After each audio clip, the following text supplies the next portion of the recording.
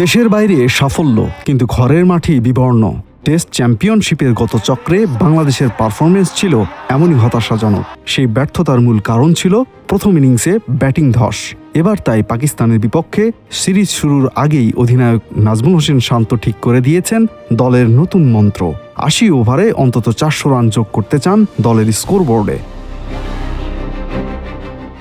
বাংলাদেশের এই নতুন লক্ষ্যকে সমীহের চোখেই দেখছে প্রতিপক্ষ পাকিস্তান।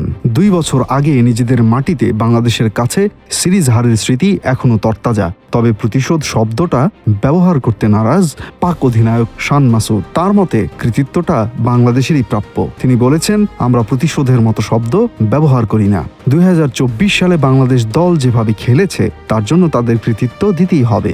এমনকি তাদের যখন ২৬ রানে ৬ উইকেট পড়ে গিয়েছিল তখনও তারা লড়াই করে টেস্ট জেতার সক্ষমতা দেখিয়েছে। শুধু ব্যাটিং নয়, বাংলাদেশের বোলিং আক্রমণকেও সমীহ করছেন পাক অধিনায়ক। তার মতে এটি বাংলাদেশের ইতিহাসের অন্যতম সেরা বোলিং ইউনিট। আজ মিরপুরের স্পোর্টিং উইকেটে দুই দলের পেসারদের লড়াইটাই জমিয়ে দেবে সিরিজ। একদিকে ৪০০ রানের টার্গেট নিয়ে ঘরের মাঠে ব্যর্থতা ঘোচানোর প্রত্যয়, অন্যদিকে প্রতিশোধ নয় বরং সম্মানের সাথে সিরিজ জয়ের লক্ষ্য।